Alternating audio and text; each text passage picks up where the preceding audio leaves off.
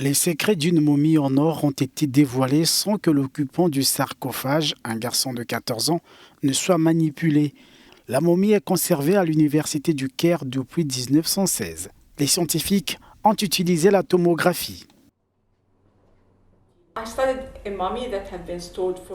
J'ai étudié une momie qui avait été stockée pendant plus d'un siècle dans les sous-sols du musée égyptien du Caire et qui n'avait jamais été touchée ni examinée.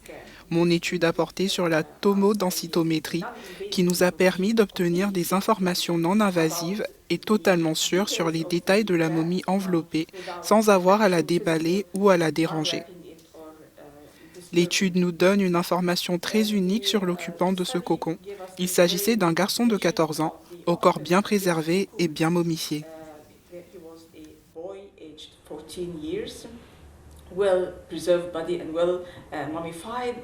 Une révolution pour les chercheurs, la technologie peut aider à en savoir plus sur les momies tout en préservant leur état.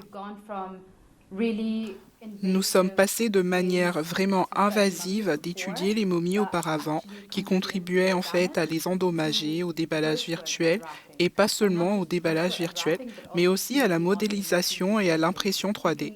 Il est désormais possible d'imprimer en 3D une amulette inspirée de celle qui se trouve dans la main d'une momie, sans avoir à retirer quoi que ce soit de cette momie. C'est vraiment passionnant parce que cela nous donne un aperçu de la façon dont la technologie, en particulier la science archéologique, peut faire avancer l'égyptologie et l'archéologie. Le scanner permet d'obtenir des informations inédites, des détails complexes sur des objets insérés dans les corps momifiés, le rang social de défunts et le type d'enterrement reçu.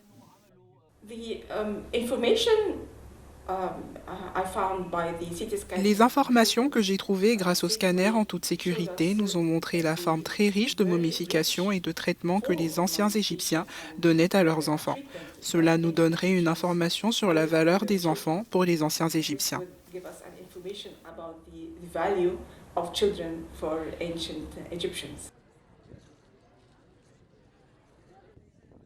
Les méthodes invasives d'étude des momies ont souvent contribué à leur dégradation.